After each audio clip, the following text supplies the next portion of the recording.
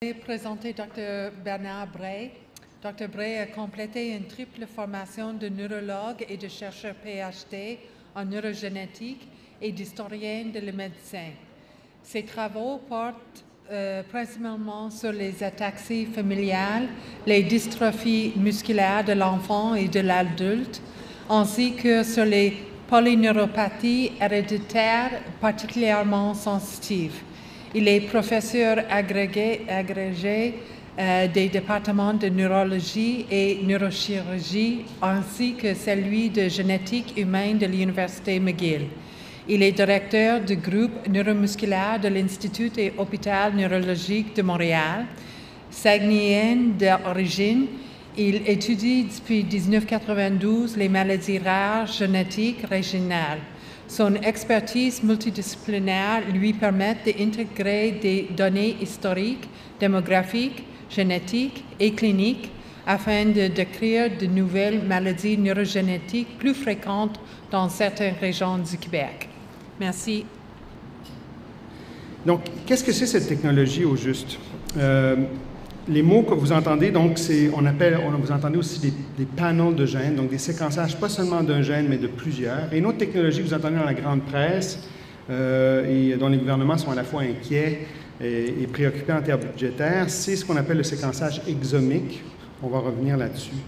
L'important, c'est de se rappeler que ces technologies-là sont aussi associées à d'autres technologies qui vont aussi avoir un impact clinique qui n'est pas encore complètement prévisible, excepté un peu dans le champ des cancers, mais aussi probablement dans le champ des dystrophies musculaires. C'est le séquençage du génome entier, donc pas seulement, comme vous allez apprendre, une partie du génome, la partie codante du génome, mais aussi le génome dans les 3 milliards de paires de bases. Toutes des études de transcriptomique, ça veut dire regarder les gènes dans leur mode ARN, c'est quelque chose qui va avoir un impact dans beaucoup de disciplines où on peut avoir accès à du tissu. Qui dit tissu dit maladie neuromusculaire, où on fait encore des biopsies musculaires qui nous donnent accès à un tissu particulier. Il y a des techniques aussi inspirées des nouvelles technologies qui sont des techniques de chip, qui sont extrêmement complexes, mais qui utilisent aussi ce séquençage parallèle. Et ce que vous avez déjà entendu probablement dans les maladies psychiatriques, tout ce qui s'appelle l'épigénétique, l'épigénome, beaucoup de ces technologies reposent aussi sur beaucoup de séquençages parallèles. Donc, ce qui est vraiment rentré en clinique, c'est le séquençage gène seul, panneau de gènes ou panel ou groupe de gènes et l'exome clinique. Donc, l'objectif, si on finit la journée, le 20 minutes, puis vous avez une idée de ce que ça veut dire, ces techniques-là, et leur application, j'aurai rencontré mon mandat. Donc, ce que vous voyez, ce que j'ai voulu illustrer ici, c'est l'évolution des techniques de séquençage. Pas de question d'examen. Ce qui est important, c'est de se rendre compte qu'en fait, le séquençage du premier génome humain, donc publié 2000-2001, a créé une réalité virtuelle, ça veut dire un génome qui existe, une Bible qui existe.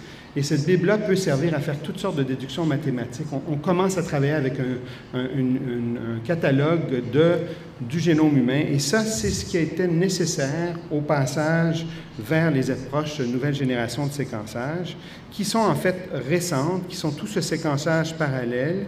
Et vraiment, l'industrialisation de ce séquençage parallèle est très, très récent. On parle de 2008-2009. Donc, c'est quelque chose qui envahit la clinique maintenant, mais qui a quand même une histoire très, très courte.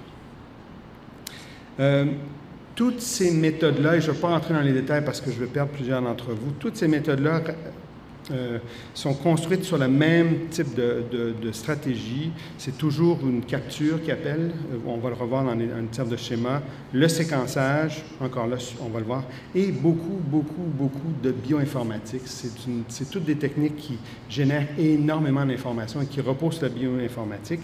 Et une bioinformatique non seulement d'enlignement de séquences, de choses comme ça, une bioinformatique qui permet d'aller chercher de l'information partout par rapport à des variants, des mutations décrites. Donc, une intégration d'informations. Donc, c'est vraiment le big data, donc toute cette révolution de programmes qui produisent énormément de données, mais à la fin, pour que l'individu qui l'utilise a besoin d'amener tout ce big data-là dans des façons de l'analyser qui est presque user-friendly.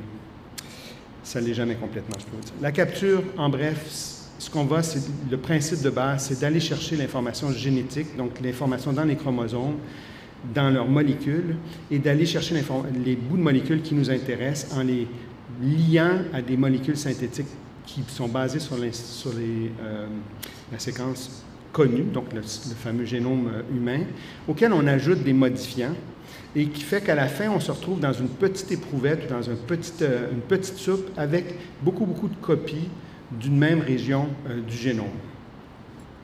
Compliqué, mais ça, ces copies-là, de façon liquide ou on peut les étaler, on peut par la suite partir de ces copies-là et faire ce qu'on appelle le séquençage. Ça veut dire que tout est sur la base que l'ADN ou l'ARN, en fait, peuvent s'hybrider. Donc, on a deux copies qui peuvent aller ensemble. Si ces deux copies qui sont déphasées, on peut faire des réactions chimiques qui vont toujours intégrer un nouveau nucléotide et on peut le lire si la fluorescence est appareille, si cette fluorescence correspond aux 4 nucléotides du code génétique.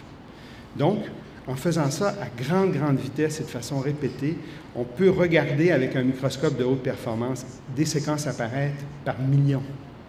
Et là, tant qu'on peut prendre ces séquences-là, même si elles sont courtes, et en utilisant de la bioinformatique, on peut les réaligner au génome humain, on se retrouve à avoir un passage multiple à plusieurs endroits du génome.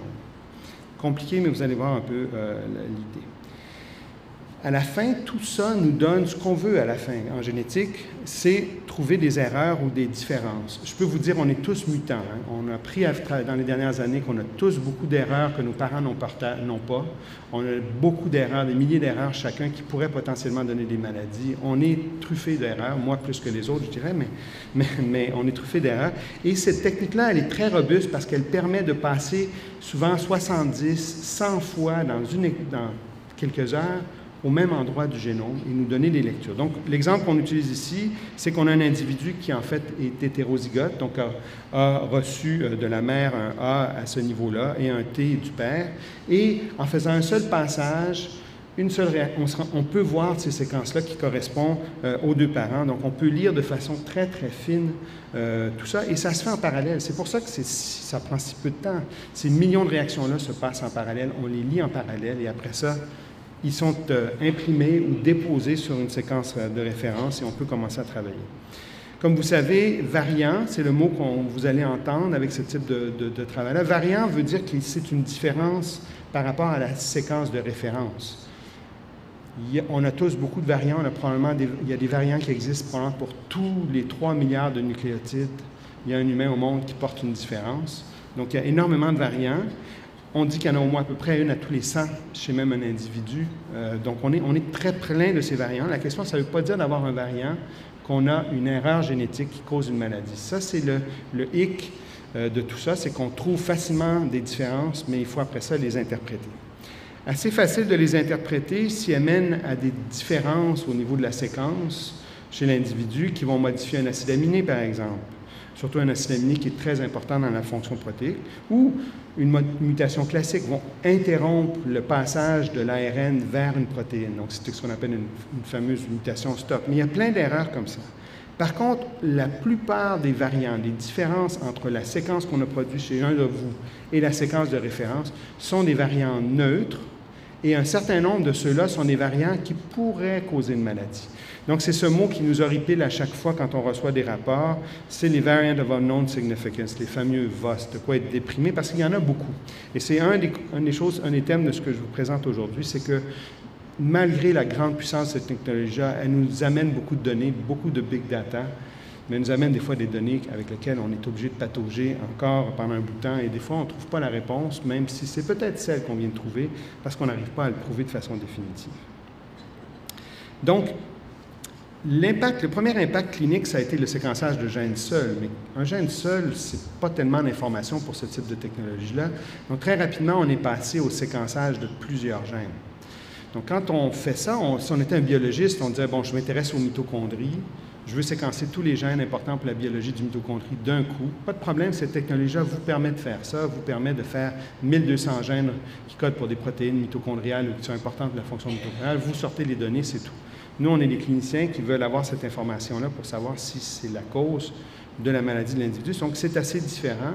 Donc, ce qui s'est développé, c'est toutes sortes de panneaux de gènes Mais d'emblée, quand on pense de panneaux, donc de groupes de gènes ciblés, il y a certaines problématiques ou défis de la clinique qui étaient déjà criants, mais qui sont devenus extrêmement apparents avec ces technologies-là. Donc, je veux juste y revenir parce que ça permet de mettre en perspective les difficultés entraînées par ces technologies-là. Donc, un des problèmes, c'est l'hétérogénéité génétique. Ça veut dire que, comme on va revoir, pour la même maladie ou soi-disant la même condition, il y a plein de gènes. Donc, il y a une hétérogénéité génétique qui est un problème, mais que ce type de technologie-là peut commencer à nous permettre de jongler avec ça. Puis, évidemment, ces technologies-là qui ont permis de trouver beaucoup de gènes dans les derniers mois et années reliés à des maladies nous ont fait comprendre aussi que, malheureusement, le monde naïf, un gène, une maladie, ou une maladie, un gène, n'existe pas. C'est un monde naïf. C'est plein de gènes pour la même maladie, puis c'est beaucoup de maladies pour le même gène. Et donc, ça, vous pouvez voir la difficulté qui s'en vient. Ça veut dire que si on trouve une erreur dans un gène qui n'est pas associé à la maladie qu'on pense que notre patient a, est-ce que ça exclut parce que ce n'est pas associé à la maladie que notre patient a? Ou en fait, cette erreur-là, qui a l'air d'être vraiment une vraie erreur, explique juste le fait que ce patient-là a une présentation différente associée à une erreur dans ce gène-là. Et ça, c'est un des grands défis. Donc, revenons à ces concepts-là qui sont importants pour l'interprétation. L'hétérogénéité génétique, et c'est des chiffres un peu arbitraires parce qu'ils changent tout le temps, j'en ai mis juste un ordre de grandeur, en fait. Ce qu'on se rend compte, c'est que si on met toutes les dystrophies musculaires ensemble, c'est des centaines de maladies, sinon des milliers, mais sûrement des centaines de maladies. On a beaucoup de gènes associés à celles-là. En plus, si on met dedans des dystrophies congénitales et tout ça, c'est des 80, sinon des centaines de gènes associés. Et à ce moment-ci, il en sort à toutes les semaines, hein, donc, et souvent pour des formes complexes. Donc, on est prêt avec beaucoup d'hétérogénéité génétique. Les CMT, c'est la même chose. Encore là, ça dépend comment vous les définissez. Là. Même les myasthénies héréditaires qui sont rares. Hein. On pense à la clinique de Marie-Enfant. On n'a pas énormément de cas confirmés de myasthénie congénitale.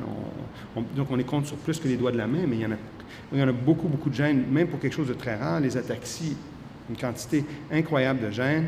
La SLA héréditaire, maintenant, donc les formes héréditaires, il y a plusieurs gènes associés. Les paraparésies spastiques, et la liste pourrait devenir longue. Donc, une maladie, un gène, ne tient plus la route. Le défi pour les cliniciens et pour vous, les praticiens, c'est que si vous ne savez pas vraiment ce que la personne a en termes d'erreur génétique, vous avez une image qui est globaliste de la pathologie du patient, mais en fait, vous n'avez pas c'est plus difficile de voir l'avenir, c'est plus difficile de voir la réponse au traitement, à l'intervention, parce qu'il peut encore avoir une hétérogénéité. Vous l'associez à une présentation clinique qui est Friedreich-like, mais en fait, ce n'est pas un Friedreich, il ne va pas évoluer de la même façon. Il ne faut absolument pas utiliser les mêmes conseils. Il ne faut pas nécessairement les faire voir plus qu'une fois par an et pas les faire voir toutes les années pour voir s'ils développent une cardiomyopathie. Ils n'en développeront jamais parce que ce n'est pas un Friedreich et ce n'est pas un Friedreich. Donc, vous voyez, ça ajoute une complexité, cette richesse-là, mais je pense qu'à la fin, ça va ajouter un bien meilleur conseil aux malades et à leur famille. Donc, jusqu'à tout récemment, et j'entends là, encore il y a quelques mois, on était encouragé par le gouvernement, et même dans nos profils cliniques, nos façons de faire, de séquencer des gènes de façon individuelle, un après l'autre, en chaîne, avec une moyenne de coût entre 500 et 1200 $ pour le test. On avait des tests pour un gène, comme l'ataxie Charlevoix-Saguenay, qui coûtaient 3200 $ pour séquencer tout le gène. Donc, il y avait des coûts très, très substantiels. Ce qu'on fait maintenant, donc ça, c'est juste les tests des dernières 6 semaines, je pense, qu'on a commandé à la clinique. Donc, on voit des tests où on a testé 163 gènes d'un coup pour 1850 $. Donc, séquencer toutes les séquences codantes de ces gènes-là pour 1500 $. Il y en a là-dedans des gènes qu'on n'aurait jamais considérés pour la maladie, mais malgré tout, on les a fait. Donc, ça donne une sorte de... on parlait de la cortisone qui est un peu comme un gros canon, mais c'est un peu ça. On a une approche vraiment très, très large. Et on le fait pour toutes sortes de choses. Je parlais tantôt des mitochondries, mais en fait, maintenant, ces technologies-là, c'est si facile d'ajouter un autre gène qui nous disent, bien, peut-être qu'on va ajouter des gènes mitochondries qui ne sont pas encore associés à des maladies. On va quand même vous les donner.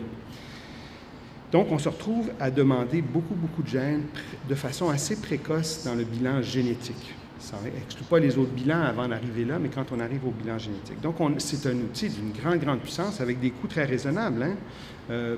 Par exemple, l'ataxie moyenne, avant d'arriver génétiquement, pendant qu'on était rendu à 4 ou 5 000 $ pour faire les tests de base, peut-être un peu moins pour certains, mais disons autour de 5 000 $, mais là, on teste tous les gènes, ou à peu près, pour quelque chose comme 1 500 $. Il y a déjà une économie de coûts excepté qu'il y a peut-être un coût supplémentaire caché, c'est-à-dire l'interprétation, et donc les conseillers en génétique, les généticiens et nous qui faisons une pratique surspécialisée, on passe quand même plus de temps à regarder ces résultats-là qu'on le ferait avec un test simple d'un gène ou la recherche de quelques mutations. Donc, je voulais prendre l'exemple de l'ataxie Charlevoix-Saguenay parce que je pense qu'elle illustre bien cette évolution. Donc, l'ataxie Charlevoix-Saguenay décrite au Québec, on a en fait le descripteur, Jean-Pierre Bouchard dans la salle, et décrit essentiellement une population plus homogène, surtout une mutation qui est plus commune, même si on sait qu'il y en a plusieurs. Maintenant, on sait que c'est une maladie panplanétaire ou planétaire, et il y a plus de 175 mutations. On est rendu bien au-dessus de ça, en fait, maintenant, distribuées partout dans le gène, et ce qui fait que donc l'hétérogénéité allélique, donc ça veut dire, c'est plus l'hétérogénéité génétique, ça ne veut pas dire une maladie, plusieurs gènes, c'est un gène, une maladie, plusieurs mutations dans le même gène. Donc, il y a énormément de mutations. Les nouvelles technologies de nouvelle génération nous ont permis de trouver de plus en plus de mutations dans les gènes et ça nous a forcé à revoir, et c'est ça le lien avec la clinique pour beaucoup d'entre vous, la définition principe de Bouchard, c'était vraiment ataxie, rétinopathie, spasticité, neuropathie, avec ces deux composantes-là qui avaient un effet fonctionnel particulièrement important. La découverte de plusieurs mutations dans les familles à l'extérieur du Québec nous ont obligés à penser qu'on pourrait avoir des formes avec une atteinte cognitive précoce ou plus tardive, mais précoce. Donc, c'est un phénotype qui s'est élargi. Et maintenant, en fait, on peut avoir toutes ces permutations-là avec des erreurs dans le même gène. Donc, on est obligé de voir l'ARSAX comme le cadre clinique ou le phénotype clinique qu'on appelle s'est élargi énormément, qui fait que si on voit un jeune qui a 4 ans, qui n'a pas la Friedreich, qui a peut-être, on n'est pas sûr s'il y a une cardiomyopathie, mais il y a une polyneuropathie, il est spastique, mais qu'est-ce qu'on va faire? Est-ce qu'on va tester l'ARSAX? Oui, si on regarde les recommandations il y a 1 an et demi, c'était maintenant le deuxième gène pour ça au monde, mais pourquoi on le teste tout seul? Pourquoi je ne le teste pas avec SPG7, avec tous les autres tests de gènes qui sont dans le haut des plus fréquents? Pourquoi je ne le teste pas avec tous les gènes de l'ataxie? Ça me coûte le même prix. C'est là où on est. Donc, on voit un enfant ataxie spastique. Est-ce qu'on va aller, après avoir exclu Friedreich, qui est juste un test, parce que c'est très facile, c'est une mutation répétée, est-ce qu'on va faire juste l'ARSAX, le gène saxine, ou on va tout simplement les faire tous? Et on est là. On est rendu là. Ça coûte 1 500 pour faire, comme j'ai dit, 176 gènes, ou 3 000 $ pour séquencer le gène à Toronto. Et la qualité du rendu du test génétique 176 gènes est tout à fait comparable au rendu du 3 000 $ à Toronto. Donc, c'est un monde qui change. L'autre terme dont vous allez entendre parler beaucoup, c'est l'exome ou le séquençage exomique ou l'exome clinique. Il y a très peu d'endroits où on les fait. On les fait à Sainte-Justine encore de façon expérimentale. Il est demandé beaucoup dans les milieux génétiques, type l'Hôpital pour enfants de Montréal ou à Québec, mais ça reste un test dont l'accès est limité. Le gouvernement du Québec a envoyé une directive en décembre dernier en disant que ce sera un accès très limité à l'exome pour des fins cliniques. L'avantage de cette technologie-là, c'est la même, mais là, on se dit, au diable la dépense, on séquence tout. Donc, on séquence quoi? Par contre, on ne séquence pas les 3 milliards de paires de bases. On séquence tous les bouts qui sont reconnus comme étant codants pour des protéines parce que on sait que 85% des erreurs jusqu'ici décrites chez l'humain sont dans les séquences codantes. Donc, c'est ça, l'exome, c'est des exons, c'est la partie codante des gènes. Donc, d'un coup, une expérience à partir d'ADN prélevé du sang, on séquence à peu près 20 à 22 000 gènes. À la fin, ça donne énormément d'informations parce que ça donne 50 à 70 millions de nucléotides avec beaucoup de redondance. Donc, c'est quand même une très belle qualité de résultat.